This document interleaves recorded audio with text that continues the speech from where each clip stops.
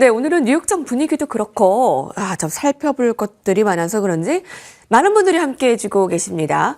이항영 위원님 나오셨습니다. 안녕하십니까? 네, 안녕하세요.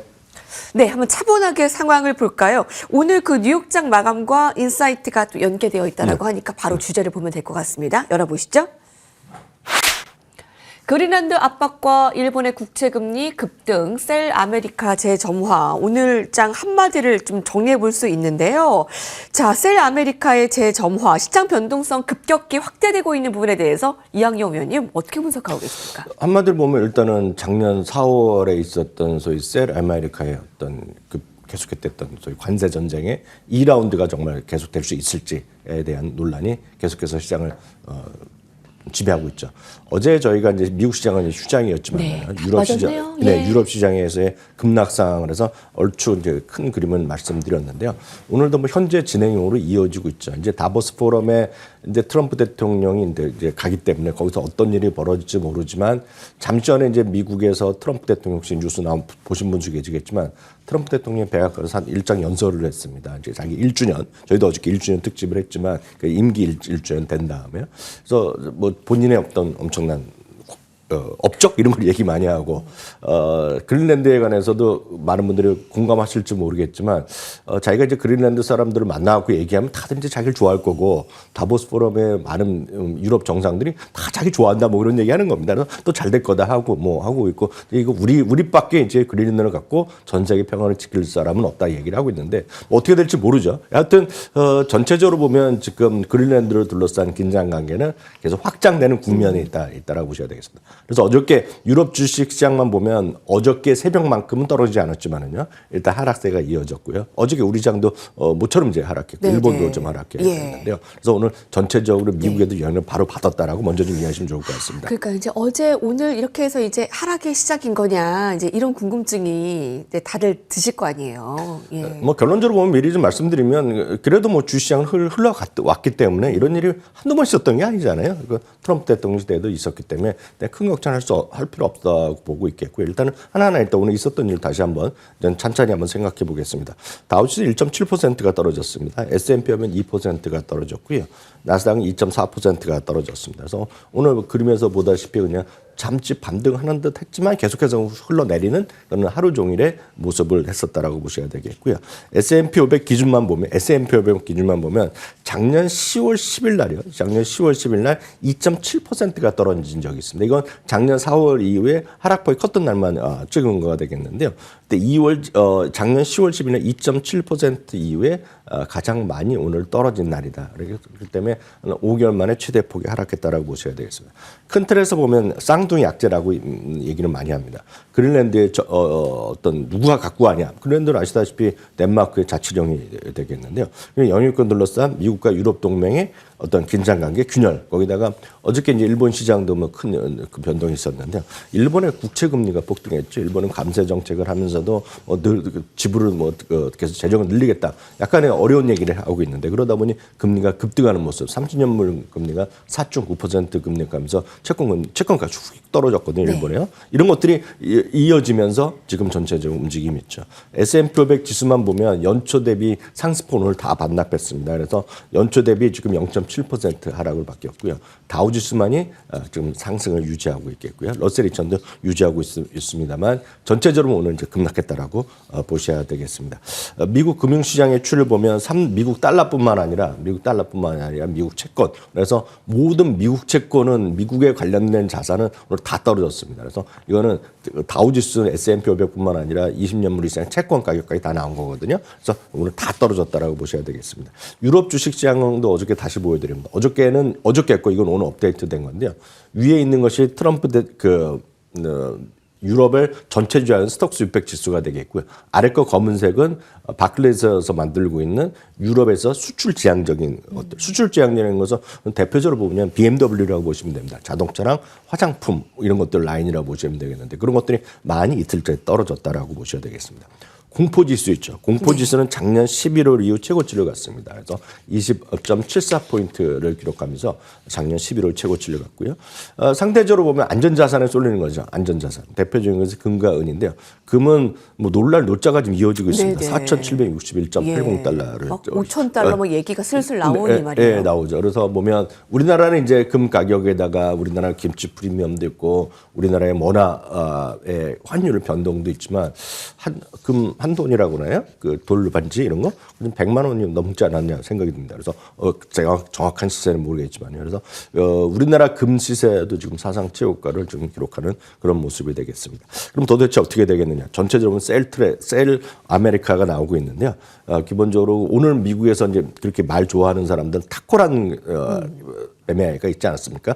트럼프 대통령이 항상 물러났다는 얘기하고 있는데 아직 물러난 적은 없습니다. 그래서 오늘 미국의 CNN 같은 경우에서는 이런 얘기를 하고 있습니다. 오늘 메뉴에 타코는 없었다는 얘기하는 거죠. 오늘 계속 흘러내렸다 그런 표현을 하고 있습니다. 네. 지정학적 불안이 계속 조되고 있고 그러다 보면 전체적으로 지금 타코 트레이드가 잘 안 먹히고 있고 거기다가 가장 큰 거가 유럽의 여권 가능성이죠. 지금 보시면 전 세계 미국의 채권, 미국의 10년물 채권에 대한 30년물 국채를 봤을 때 보면 아시아랑 유럽이 비슷하게 많이 갖고 있는데 전체적으로 유럽이 조금 더 많이 갖고 있거든요. 그러니까 유럽에서의 것들이 얼마만큼 더 국채를 공략할 수 있을지. 독일도 그런 얘기를 하고 그런 얘기가 있었는데요. 지금 덴마크 같은 경우는 바로 올해 이번 달 말까지 보유하고 있는 채권을 다 팔겠다 얘기하고 있다는 거죠. 이게 뭐 현실화 될지 안 될지 모르겠지만 그런 얘기를 하고 있겠고요. 노르웨이도 바로 다 근처에 있기 때문에 더 비슷한 경고성 멘트를 계속하고 있습니다. 거기다가 말씀드렸다시피 일본의 채권 가격이 급락하는 것이 결국 일본의 많은 분들이 가장 또 우려하는 엔캐리 트레이드의 청산에 대한 공포가 나오는 거죠. 그래서 지금 유럽은 유럽대로 아시아는 아시아대로 일본은 일본대로 이런 것들이 나오는 거죠. 일본에 지금 엔화가 흔들거리다 보니까 우리나라 원달러도 마찬가지 같이 흔들리는 모습. 오늘 같은 경우에도 4,756원, 57원 정도로 1,476원, 1,477원 정도로 지금 달러 원, 달러 엔이 다시 올라가고 있거든요. 이런 것도 전체적인 불안 요인이라고 보셔야 되겠습니다. 큰 틀에서 보면 미국의 국채가 불안해지면 지금 많은 곳에서 많은 사람들이 얘기하고는 채권 시장 그리고 국제 금융시장에 대한 혼란은 어느 정도 불가피하다고 보셔야 될 것 같고요. 그럼 이제 이 현재 시점에 어떻게 하느냐? 결정적으로 뭔가 한번 합의가 있달라면 마침 트럼프 대통령이 이제 미국 시간으로 보면은요 수요일 날 이제 오늘 이제 가갖고 바로 다보스에서 연설이 있습니다 지금요. 그래서 다보스 연설하고 미국 유럽의 정상들이랑 혹시 만남이 있다 그러면 거기서 어떤 해결책이 나올 수 있을지 모르겠는데요. 지금 현재까지를 보면 트럼프 대통령이 절대 물러서지 않고 있는 모습을 잠시 전에 저도 막 라이브하는 연설을 보다 왔는데 잠시 전에 지금 끝났죠. 봤는데 상당히 지금 뭐 자신감 넘치는 그런 그 특유의 모습을 계속하고 있습니다. 반면에 이제 유럽에서의 보복 조치 이런 것들이 어떻게 또 현실화될 수 있을지 유럽의 각국들의 약간 온도 차이가 있지만 유럽도 자존심 있는 국가들 아닙니까? 그래서 어떻게 나올지 보셔야 되겠고요. 그런 관점에서 기본적으로 늘 말씀드리지만 많이 떨어졌다고 해서 지나가면 올라갈 수 있지 좀 많이 떨어졌다 해서 제가 제일 걱정하는 것은 이래서 떨어진 거 왕창 더 사는 분들이 있거든요. 2배, 3배 하면서 또 하는 분들이 계신데 그러면 절대 안 되겠고요. 늘 말씀드리지만 언제가 또 회복하겠죠. 그렇지만 늘 안정된 심리로 한 발짝 물러서서 편안하게 그냥 주식시장 포트폴리오 유지하시는 것이 제 입장에서는 최선이라고 다시 한번 말씀드릴 수밖에 없습니다. 그렇군요. 예. 미국과 유럽의 무역 전쟁 이제 어떻게 트럼프 대통령이 나올 것인가. 타코 아직까지는 나오지 않았어요. 오늘 메뉴에는 없었다는 얘기를 하죠. 이제 오늘 이제 내일 이제 좀 살펴봐야 되겠네요. 국채 금리 달러 급등 그 위험 리스크가 오늘 한 번에 나온 것 아니냐. 네, 유럽은 유럽대로, 아시아는 아시아대로, 일본은 일본대로 좀 이런 상황 속에서 넷플릭스가 실적을 냈습니다. 예, 지금 잠깐 볼 수 있을까요? 예상치를 상회하는 실적이 나왔습니다. 작년 4분기 실적 예상치 상회 가입자 3억 2,500만 명. 시간외에서 주가는 5% 급락하고 있습니다. 이 부분 좀 잠깐 짚어보고 갈 수 있을까요? 오늘 매출이나 주당 순이익 지금 그 4분기 실적 자체는 괜찮았는데 문제는 현재 진행되고 있는 1분기에 대한 매출 그리고 그 영업이익 이런 부분이 다 미스했습니다. 전망을 못 맞췄고요. 연간은 조금 매출을 맞췄지만 거기에서도 이익률 같은 경우 약간 부진했기 때문에 전체적으로 보면 실적은 괜찮았지만 가이던스에 대한 실망감은 주가가 떨어지고 있겠고요. 어제도 잠시 말씀드린 기억이 있는데 이번 실적 시즌의 특징이 하나 있습니다.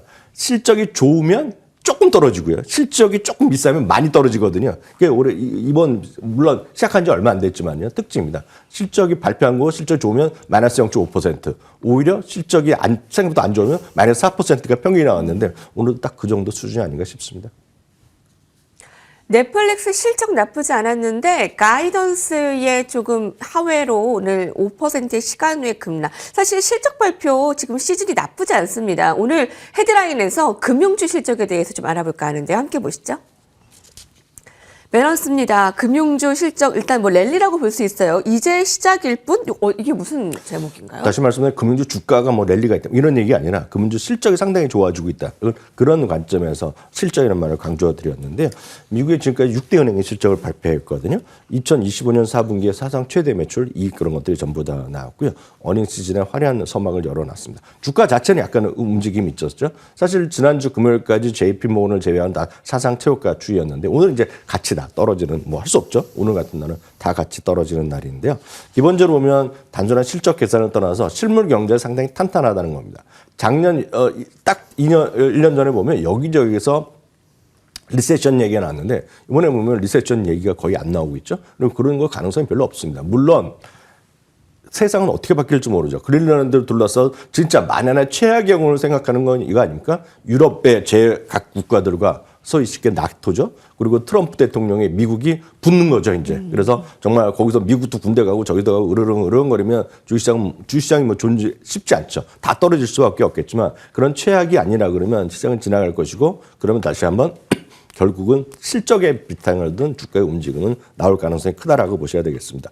큰 틀에서 또 하나 말씀드리지만 지금 주도주라고 얘기했던 거 빅테크 몇몇 종목을 중심으로 한 그런 성장주 일변도, 빅테크 일변도의 주가는 약간 묻히고 있다는 거죠. 여러분 많이 공감하실 것 같은데요. 그러면 그 다른 쪽에 뭐 필수 소비재도 있고 유틸리티도 있고 금융주도 있고 그런 쪽에 동반 반등에 대한 관점. 결론은 뭐다? 다시 한번 말씀드리면 분산 투자가 최선이다. 다시 한번 확인드립니다. 아, 네. 그렇군요. 자, 이런 지정 확정 리스크, 지금 미국과 이제 유럽의 이런 상황이 이제 지나가면 결국에는 실적에 기반될 것이다. 네, 그 부분에서 금융주의 실적은 일단 사상 최대 매출 이익 성장 기록이 되고 있습니다. 추추 나오는 대로 저희 실적 전해드리도록 하겠고요. 자, UBS에서 양자 컴퓨터기에 대한 좀 의미 있는 레포트를 내놨습니다. 함께 보시죠.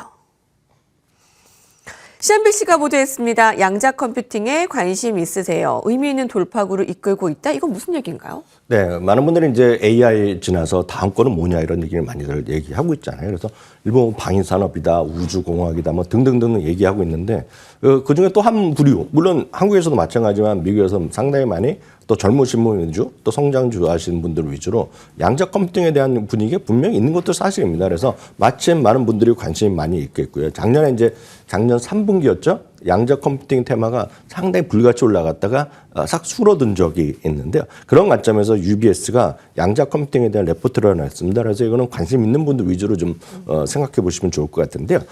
AI를 넘어선 연산혁명과 차세대 기술의 이 IT 업계 주도주는 바로 양자 컴퓨팅이 될 것이다 얘기하는 거죠.